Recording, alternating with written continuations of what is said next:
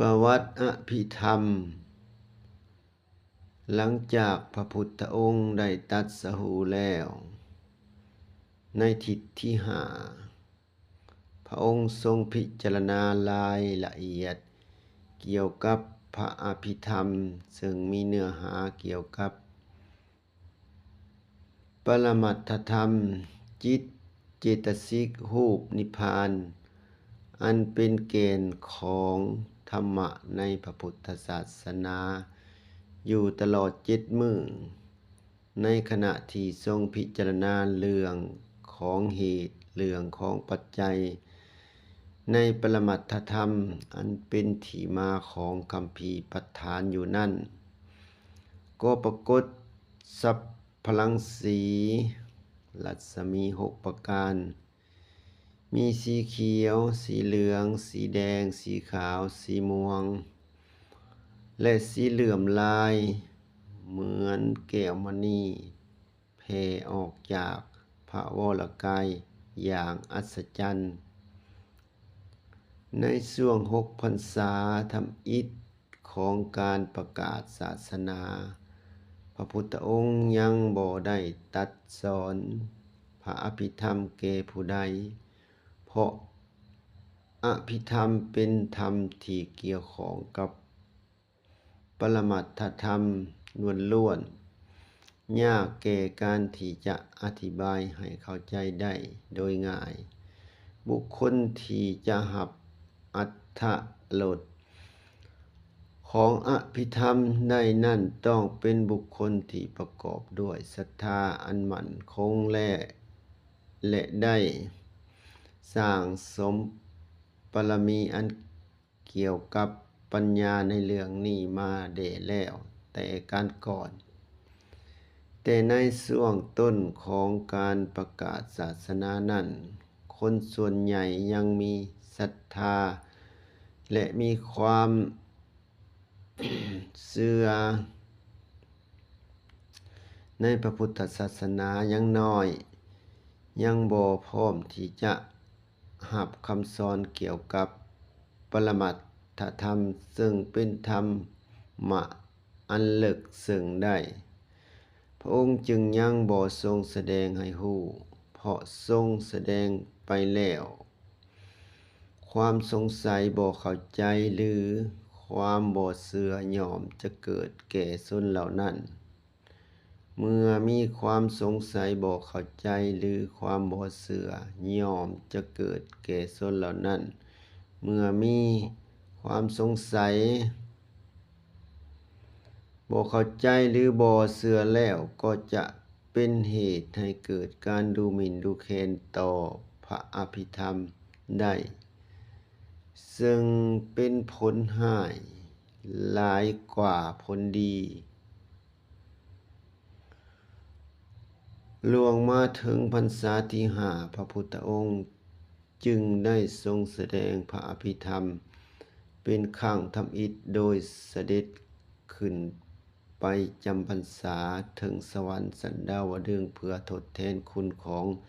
พระมารดาด้วยการแสดงพระอภิธรรมเทศนาโปรดพุทธมารดาซึ่งได้สิ้นพระชนม์ไปตั้งแต่ประสูติพระองค์ได้7 มื้อและได้อุบัติเป็นเทพบุตรอยู่เทิง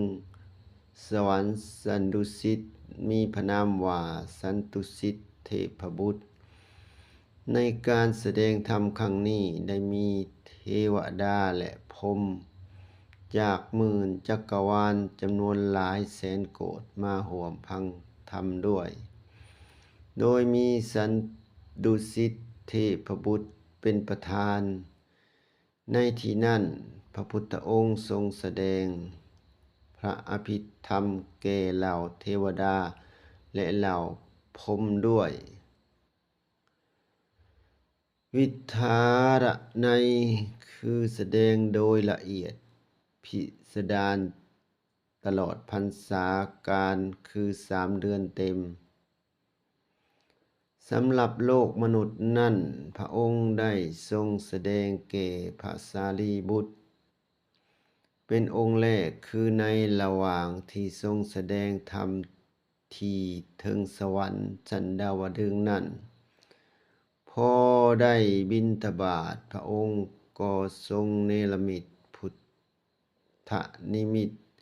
ขึ้นแสดงธรรมแทนพระองค์ แล้วพระองค์ก็เสด็จไปบิณฑบาตในหมู่ชนชาวอุตรกุลุ เมื่อบิณฑบาตสำเร็จแล้วก็เสด็จไปยังป่าไม้จันทร์ซึ่งอยู่ในบริเวณป่าหิมาวันใกล้กับสระอโนดาตเพื่อเสวยภกาหารโดยมีพระสารีบุตรเถระมาเผาทุกมื้อหลังจากที่ทรงเสวยแล้วก็ทรงสรุปเนื้อหาของพระอภิธรรมที่พระองค์ได้ทรงแสดงแก่เหล่าเทวดาและพรหมให้เทวบุตรฟังมื้อต่อมื้อพระพุทธองค์ทรงแสดงแก่พระสารีบุตรด้วยสังเขปในคือแสดง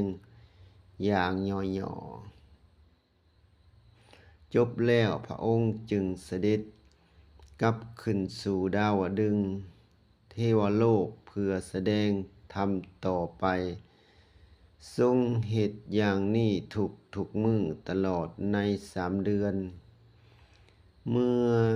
การแสดงพระอภิธรรมเทิงเทวโลกจบสมบูรณ์แล้วการแสดงพระอภิธรรมแก่พระสารีบุตรก็จบสมบูรณ์ด้วยเช่นกัน เมื่อจบพระอภิธรรมเทศนาเทวดาและพรหม800,000 โกฏได้บรรลุธรรมและสันตุสิทธิเทพบุตรพุทธมารดาได้สำเร็จเป็นพระโสดาบันบุคคลเมื่อพระสารีบุตรได้ฟังพระอภิธรรมจากพระบรมศาสดาแล้วก็นำมาสอนให้พระภิกขุ500 รูปซึ่งเป็นลูกศิษย์ของท่านโดยสอนตามพระพุทธองค์มื้อต่อมื้อและจบบริบูรณ์ในเวลา3 เดือนเช่นกันการสอนพระอภิธรรมของพระสารีบุตรที่สอนแก่ภิกขุ500 รูปนี้เป็นการสอนสนิทบ่หย่อเกินไปบ่พิสดารเกินไปเรียกว่านาติวิทาระนาติสังเขปในภิกขุทั้ง500 รูปนี้เคยมีอุปนิสัยมาแล้วในศาสตร์ก่อนคือในสมัยศาสนาของพระกัสสปะสัมมาสัมพุทธเจ้าภิกขุทั้ง500 รูปนี้เป็นค้างคาวเจียอาศัยอยู่ในถ้ำแห่งหนึ่งขณะนั้นมีภิกษุผู้ทรงอภิธรรม2 รูปที่อาศัยอยู่ในถ้ำนั้นนำกันกำลังสูตถาทยายพระอภิธรรมอยู่เมื่อค้างคาวทั้ง500 โตวได้ยินเสียงพระสูตรสาธยายพระธรรมอภิธรรมก็รู้เพียงแต่เป็นพระธรรมเท่านั้นบ่ได้รู้ว่าความหมายใดๆแต่ก็พากันตั้งใจฟังตั้งแต่ต้นจนจบเมื่อสิ้นอายุจากชาติที่เป็นค้างคาวแล้วก็ได้ไปเกิดอยู่เทวโลกนำกันทั้งหมดจนถึงศาสนาของพระสมณโคดมสัมมาสัมพุทธเจ้าอุบัติขึ้นจึงได้จุติจากเทวโลกมาเกิดเป็นมนุษย์และได้บวชเป็นภิกขุในศาสนานี้ตลอดจนได้เรียนพระอภิธรรมจากพระสารีบุตรดังกล่าวมาแล้ว นับแต่นั้นมาการสาธยายท่องจำและการถ่ายทอดความรู้เรื่องอภิธรรมก็ได้แพร่ขยายออกไปอย่างกว้างขวางภายหลังที่พระพุทธองค์เสด็จดับขันธปรินิพพานแล้วในมื้อแรม1 ค่ำเดือน 8หลังจากถวายพระเพลิงได้52 มื้อท่านมหากัสสปะเถระพระอุบาลีเถระพระอานนท์เถระพร้อมด้วยพระอรหันต์รวมทั้งหมด500 องค์ซึ่งล้วนเป็นปฏิสัมภิทปัตตโหสละพิญญาจิตและเตวิชะ8ได้ซอยกันเฮ็ดสังฆญาณาพระวินัย 84,000 พระธรรมขันธ์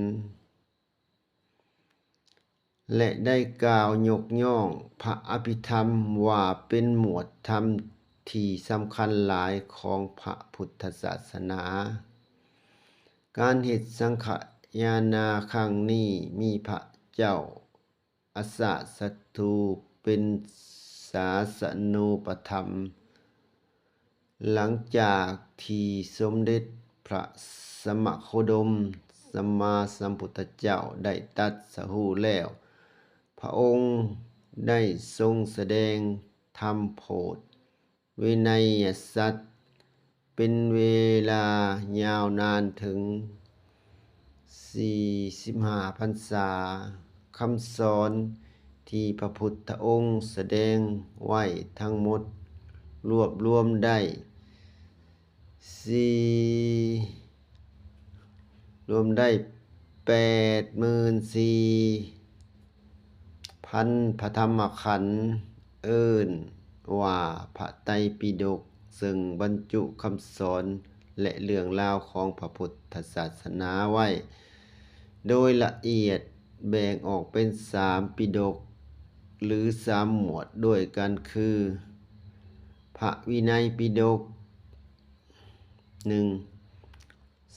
2พระสุตตันตปิฎก3พระอภิธรรมปิฎกนี่แม่นประวัติ